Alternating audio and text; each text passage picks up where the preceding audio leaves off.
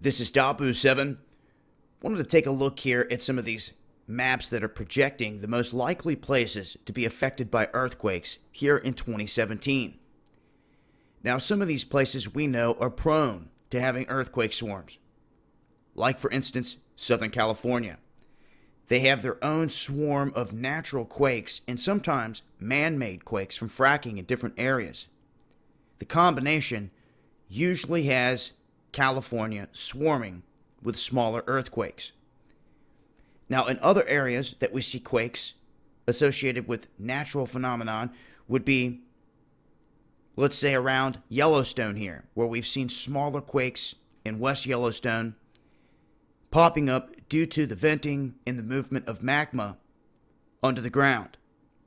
We've seen smaller quakes up here in the Pacific Northwest. And we've seen in the past quakes pop up right here in this specific area that they have shaded between Colorado and New Mexico, right there on the border. We've witnessed that before. And as you can see here on this map, Oklahoma having a large area. This is having to do with human activity, induced quakes, where they're injecting fluids into the earth and it's causing a lot of issues. Now, I want you to also make note here, the big quake that struck up on the East Coast, they don't have that shaded at all, that whole region. What you do see here is right along the Smoky Mountains, the Carolinas, down into Georgia. Literally, this is where the Carolina Gold Belt runs, right down through here, just south of this.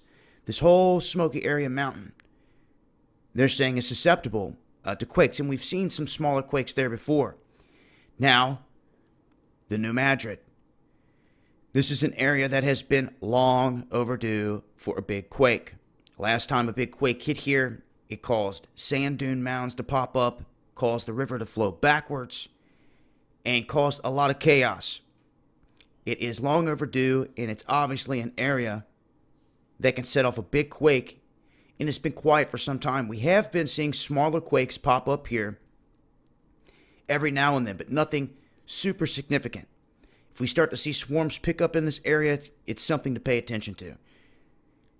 But as of right now, across the United States, things fairly quiet in terms of earthquakes. I talked about the probability of an earthquake hitting Oroville Dam when they fill it.